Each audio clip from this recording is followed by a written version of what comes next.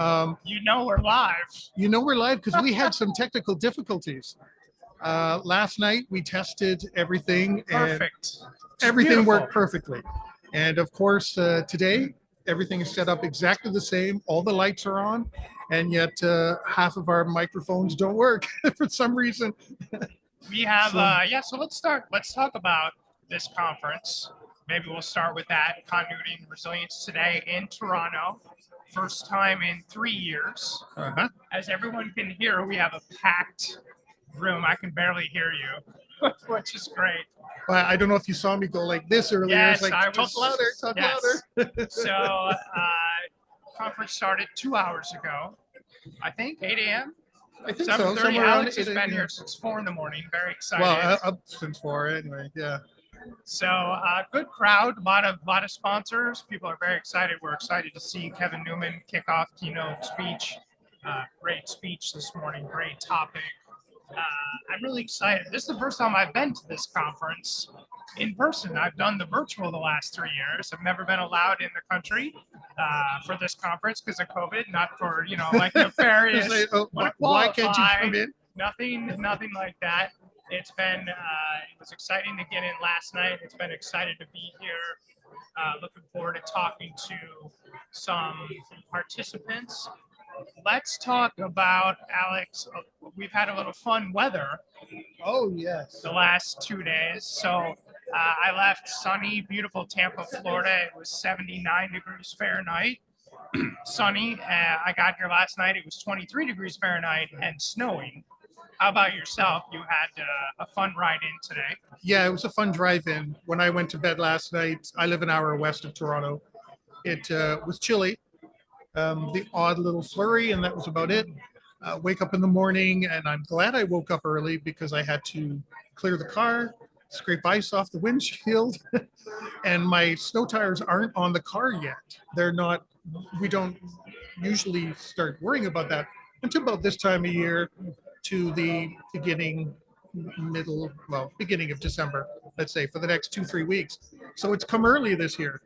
So driving in was a bit of a challenge, nice and slow, of course. I think the worst part was driving in my city, just trying to get to Highway 401, because I live on the northeast side of the city and there's a lot of big hills. So without snow tires, you kind of get a little nervous at the first time of the year because you've got to adjust. But once I got out to the 401, it was okay. Came all the way across. It was slow because everybody's going slower, and made it here. Excellent. If you're watching us live, hashtag CRTCon on Twitter or LinkedIn. We'll be following those. If you have questions for us, comments, hit us up on that. We're already behind, so I want to be remiss that I didn't state this hour of our broadcast is brought to us by Stone Road, a firm that aims to reduce suffering by helping companies identify, prepare for, respond to, and overcome adverse situations. So thank you to our sponsor, Stone Road. Something that's happening off camera, I'll be excited to see, as Alex knows and some of our audience knows, when we broadcast at Continuity Insights, a lot of people just thought we were two guys talking to ourselves. What the heck are they doing? We have an on-air sign now. It's nice and bright and red. It's right here, just off camera, startling some people, but hopefully we'll see if we get any people, unexpected guests popping in.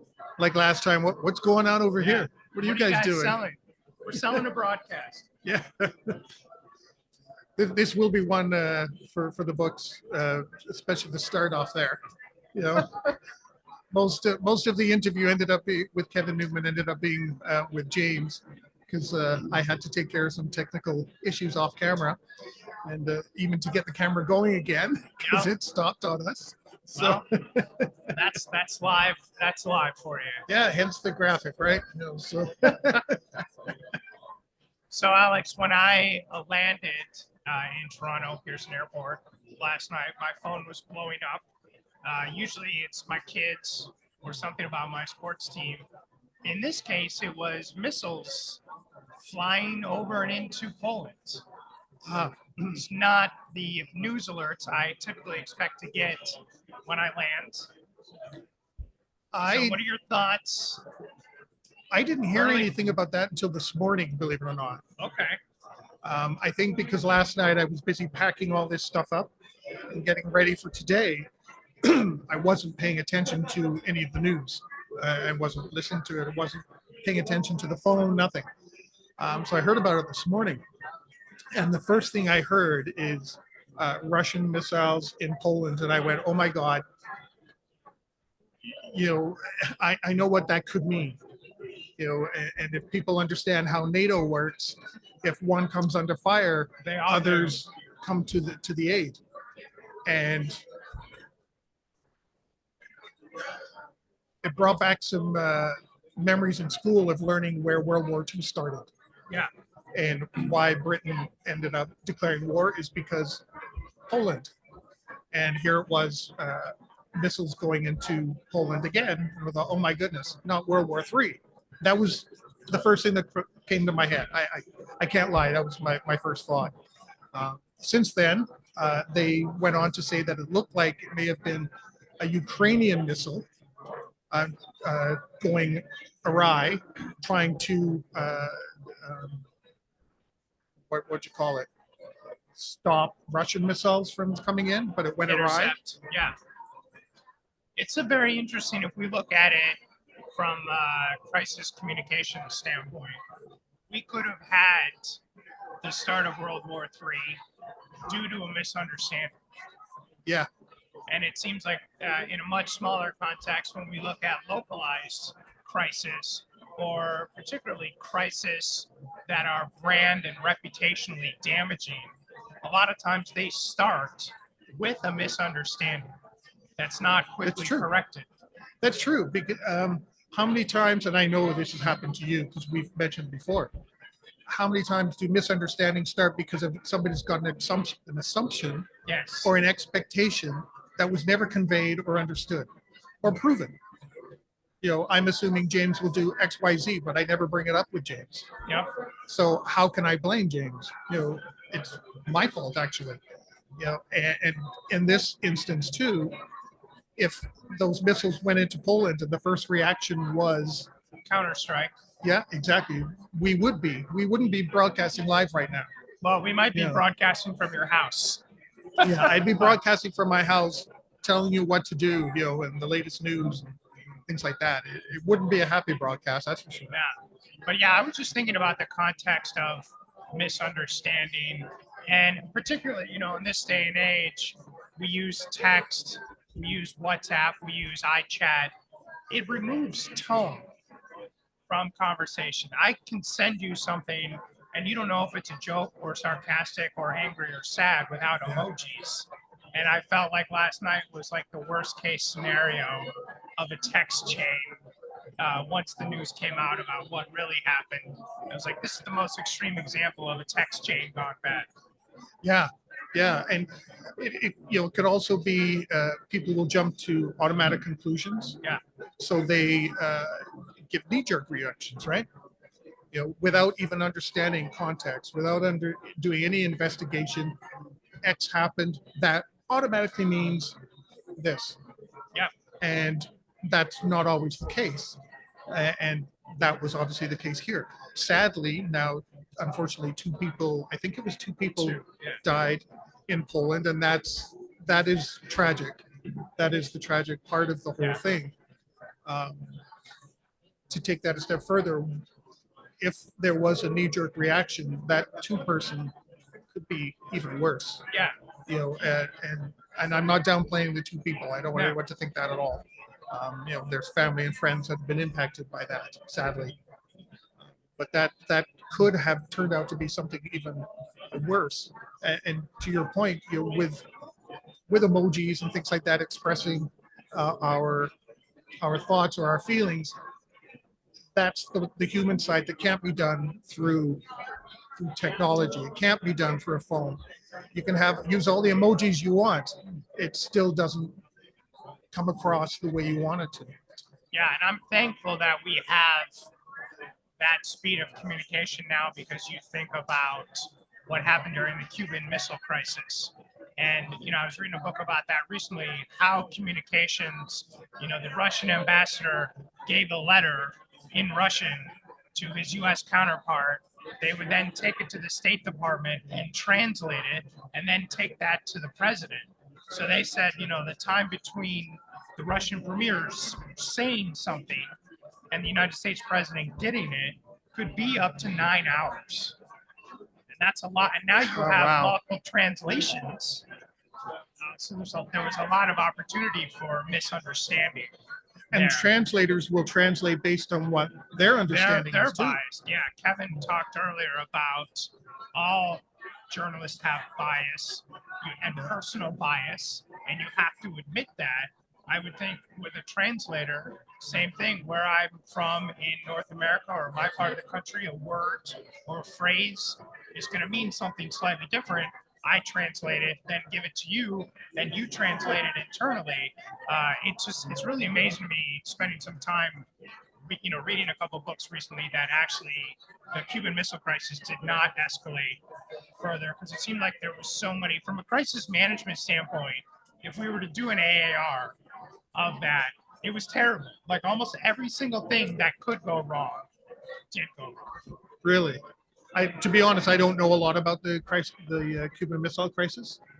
Not because it was before my time or I was a kid. It just never really registered a lot to me as a major crisis, even though I know it was.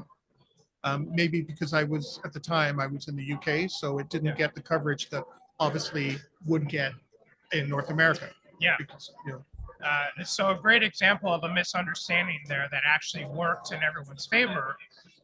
The U.S. networks announced that the President Kennedy, was going to speak, and the Russians assumed that he was going to give a speech launching troops into Cuba and starting a war. So they decided to back down. But in reality, the networks were just going to replay a speech that President Kennedy had given 2 days earlier. So you have this huge misunderstanding that thankfully worked positively. it almost came across as a bluff. Yes. We'll call But you a it bluff, wasn't but even it wasn't even intended. that. Yeah. Yeah. I've read 2 books about it recently because I've been looking at it through the lens of our profession. And from crisis management, you're like, well, what's the worst case of crisis management? What's the worst outcome? This could have been a world war. This could have been a nuclear war. Yeah. So it's been interesting. That's why they now have, because of the Cuban Missile Crisis, there is that dedicated phone line now between the red phone. it's a literal red phone between the president and, at the time, the premier of the Soviet Union. Now, I wonder if that's also going to come into play with China. Would they have a phone now, a direct line to the Chinese premier? President? I would hope so. I would hope that everyone with missiles has direct lines to everyone else. Yeah, and what is it? 8, 9 countries now? 9, I believe. So 8 or 9? Yeah, because I don't know if it's proven yet or not, but North Korea seems to be in that league now. So, unfortunately. So let's go back. Let's look at Poland and Russia, because we've talked about Russia and Ukraine over our podcast for a couple of months from the lens of business continuity, from resilience. It feels like Russia's retreating in some areas. Ukraine is doing well in other areas, but I don't see this cooling off. I think Russia will act in desperation if they start to lose. And for our audience who has interest, business interest, family interest, personal interest in Europe, I think there's still that threat of things escalating. I think it'll get worse before it gets better. We saw when Iraq was retreating from Kuwait, they set everything in their path alight, just to cause more damage. Yeah. If Russia does that in Ukraine, they're going to set fields afire. Hopefully at this time of year that won't happen because it will be cooler, so it may not be an issue, but they could still destroy dams, bridges, infrastructure, and just really make it tough for Ukraine to get back on its feet. so that in a way they're saving face. We create all this damage, you know, and of course you get the political spin. Well, we wanted to leave. You get that. And I think you mentioned families. I do know, maybe you do too. I do know some people who have family that in Ukraine and that have Ukrainian roots, and they're scared and they're upset of seeing their country destroyed. Yes. And what happens now? What what if Russia does? I don't want to say retreat because I don't think they're going to use that word, but leaves, and say, okay, we've proven our point. So, Yeah. and do it that way. But what's going to happen in their wake when they're gone and all this devastation is left there for Ukraine, the citizen, the businesses, the infrastructure? How are we going to get that up and running again? Because now you get all the other politics coming into play. You get NATO, wanting to bring Ukraine in, or the EU bringing Ukraine in, and a bunch of other things, which is some of the triggers that apparently started the whole thing in the beginning. So it's really going to be a tough balancing act, I think, in the end. Yeah, it's going to be very interesting, like you said. If other countries step in to rebuild, which was some of the friction, proximity to Russia, according to Vladimir Putin in the first place, how do we as a global society come in and help and rebuild without escalating tensions? And another thing that we've spoken about that is still a realistic risk to me is Putin has threatened to cut off oil to Europe. We are now in the winter months. That would be even more impactful. Certainly, you cut off oil at any time, you're shutting down industry. You cut off or lessen the oil supply in the winter, you are affecting heating at people's homes. There's some life safety things that could still happen. And I wonder if our continuity and resilience professionals who are globally based, maybe not so much based in Europe. I feel like the people I speak with in Europe have a very good handle on the risk here. But when I speak to people who have global operations, who may be North American based or certain parts of Asia based, don't really fully grasp, here's how quickly this could become a problem for your organization. I agree with you. I think over here, when we think of something, getting oil cut off, it's like, well, I'll just go to another supplier. We're not thinking that, like Europeans, they're getting a big chunk of their natural gas or heating oil from one supplier, and that's a much bigger thing to comprehend, because you can fit Europe into North America. Yes. So we don't think the same way over here. And Esso or some of the gas stations, Petrocan, they run out of oil or gas. Fine, I'll just go to Exxon or whoever, Shell, somebody else. Over there, you can't do that as easily. You can't do the same thing. You can't just go from one to the other. You have to keep going. And we're actually recording live right now. We're on the air. Do you want to share? Do you want to share? Because we're audience? recording live right now, and they can't hear you, and you're talking. Broadcasting live. So it's up to you. It's up to you if you want to talk. All right. Okay. Hey, it was a while. All right. So all you said earlier that people would stop by and see if anyone would ask what was going on. Yeah. So as you can see, we had someone off camera, a conference attendee, wanted to share a story with us. They did not want to share it on camera. No. So. But they wanted to share it with Alex and I. So I guess we'll just keep that story to ourselves. I guess so. So where were we? We were talking about. We were talking about oil in Europe. Oh yes, and single source supplier. Yeah, see, in Canada, I know in the U.S., you buy some of our oil. We send our oil other places. We've also over here too. We're also starting to look at other ways of getting fuel, like wind and solar and things like that, to get away from some of the single sources, because oil won't last forever. I know some areas of Canada, well, around the world that produce it think it will, and it won't. So we need renewable. Otherwise, we end up with climate change issues, which then give us climate change issues we need to think about. So there's this vicious cycle. But staying on subject with oil, um, I lost what I was going to say, but I did. Oh, I thought of something else though. I thought of something else.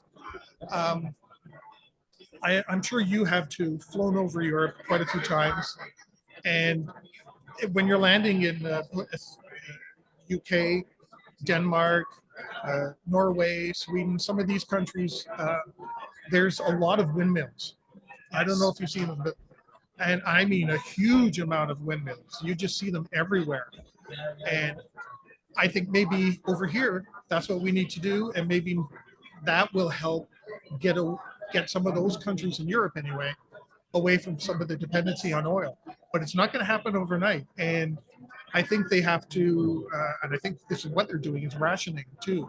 You know, instead of having your house at 22 degrees, they're saying, you know, put it down to 20 degrees or 19 degrees and wear a hoodie or a jacket, you know, a sweater inside, you know, so that your house might be cooler, but you'll still be warm to ration out and make what they do have last longer. Yeah, that's very interesting. I'm actually surprised. You know, there were two OPEC oil crises in the 1970s. And as a result of that, in the late 70s and the 1980s, in the United States, they started designing smaller, more fuel efficient cars, which we've kind of given up on. I'm an American, so I can say that. But I always thought it was interesting that we decided, all right, we don't want to be dependent on foreign oil for our cars, so we're going to make different types of cars. But then there wasn't the same level of investment in not being reliant on that one source of energy as well. In our response was let's make smaller cars, not let's invest in alternative energy. Well, and that's interesting because that now I gotta keep an eye on the time here. Thinking of electric cars. Well, okay, well that's great. Your electric cars, you're not going to be using fuels, but then where's the electricity coming from that powers them? You know, are you going to build more windmills? Yes, Solar power? Apparently, Alex Where's that is coming going to from? have a fleet of windmills at your house. Yeah. Well, the more electric cars are, the more their power is coming off the grid. Well, Correct. what's powering the grid? Yes. And you know, so it's great that we're looking at electric cars. It's great that we'll get hopefully moving away from fossil fuels, but you still need to look at some of the other pieces of it. You can't just go from one extreme to the other because now you'll have all these electric cars that you can't charge. There's no charging stations. The infrastructure's not there. And if the infrastructure is put in there, there isn't the energy to charge the cars. And I think we saw that in some of the Western United States this summer. There were rolling brownouts and blackouts, and people could not charge their electric cars because they weren't able to plug them in, and so then they couldn't drive their cars. So, and in North America, that's a big deal. Yes, it certainly is. I know people, you know, there's a grocery store or a corner store a block and a half away from my house, and people will still get in their car and go, you know. Meanwhile, I don't know why, but when I was a kid, for some reason, the corner store was always 4 or 5 blocks and I had to walk. I had to ride my bike. Yeah, I had to ride my bike everywhere. Exactly. Excuse me. Well, it's been quite busy here. It's been very busy. There are a lot of people very excited. There's some orange frisbees going around. I'm going to try and grab one so our audience can see them. I saw them. Yes, everyone's carrying a frisbee. Hopefully there's some left. There's one hiding under that table. Well, we'll have to go snag that. You might have to grab one during lunch. Unfortunately, we don't have gifts for our speakers this time. We do not. I had too much to bring today. So my bags were definitely inspected by customs. I had that little slip in my bag because of all the electronic gear I had. So I'm thankful they didn't take any of it or my tea. Didn't take my tea or my cough drops. So. Oh, that's good. Yeah, because I forgot all of that. I was too busy this morning and last night trying to fit everything into one big lockable case. So didn't get to that. But I'm curious. There's a lot of people here. Oh, there's Regina Phelps over there. She'll be joining us, I think, tomorrow, if I recall. Yes. Regina Phelps. Yeah, I was gonna say, I know at some point coming up, we need to take a break. We've got some technical issues Yeah, but I to think resolve. about 4 or 5 minutes we'll be taking our first break, Okay. and then we'll check in. We'll see if we can get our microphones to work properly. At least we've got one that works. We have a microphone. Do we have speakers? Speakers are right here. They were working. Okay, We heard excellent. Voice America. What were they telling? They were telling us they couldn't hear us. They were telling us the guys have been amazing putting up with us. Coming up next hour, we have a remote guest to add further stress to our business continuity and resilience. If you can join us at 11 o'clock, we are going to have Mr. Francis Ravenel with one of our sponsors, Basecamp Connect. Looking forward to doing a tri-party Zoom with a live broadcast in an exhibit hall. What could possibly go wrong? Do you want the whole list or the top 10? Top 10. Hopefully that works.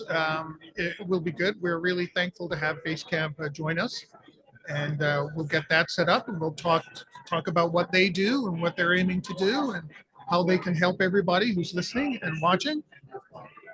And we'll talk to others soon. And here comes Regina Phelps off camera. She's making faces at us. As she should.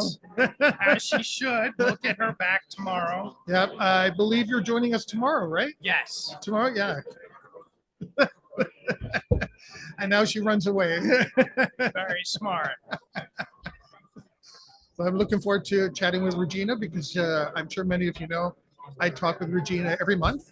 Yep. The third Thursday, I believe it is, of every month. Just as I talk with James every second Wednesday or something. It goes every second Tuesday we record. It airs Yes. Wednesday for this week in business continuity. So, Yep. And as I've mentioned, my children still want to know why we call it This Week in Business Continuity, but we record once a month. But hey, at least they're watching. because we're talking about things that happened that week. I love it. Now I have an answer. There we go. I just made that up. Hopefully it works. What do you think? We should take our break? I Maybe think we we should take our break. We will fix some equipment, try to. or maybe break some more, and we'll see everyone at the top of the hour. So thanks very much. We'll see you very shortly. If you liked that video, thumbs up. If you didn't like that video, thumbs down. But leave me a message and let me know your thoughts. Of course, don't forget to subscribe. And in the meantime, stay prepared, everybody.